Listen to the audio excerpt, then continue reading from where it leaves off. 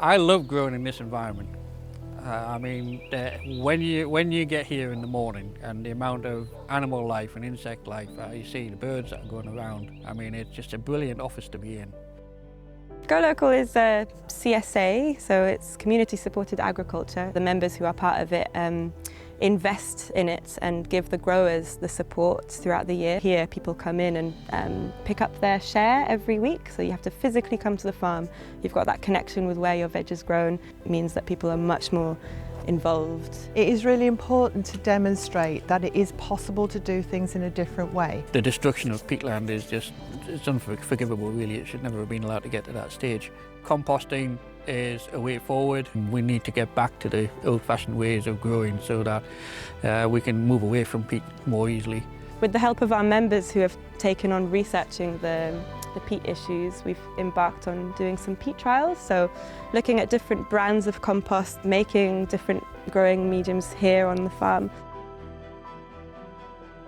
We're in Scotswood Community Garden, which is a lovely little community garden in the West End of Newcastle, and it's just about sort of engaging the community in sort of sustainable living, the environment, and just giving people a nice green outlet. Food is like a really nice way to bring people together, I think, and sort of have those conversations over a sandwich or some soup or something. So we sort of have that social side and utilising what we're growing here.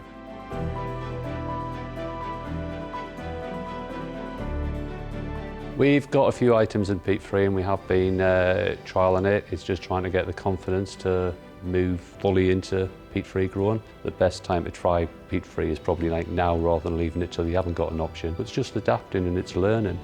But we've had that in the past when we've maybe changed to a supplier of peat compost. They don't all perform the same. You've just got to learn to adapt your growing techniques to it. Its greatest use is staying in the ground, being a carbon sequester. It's great for sort of combating climate change.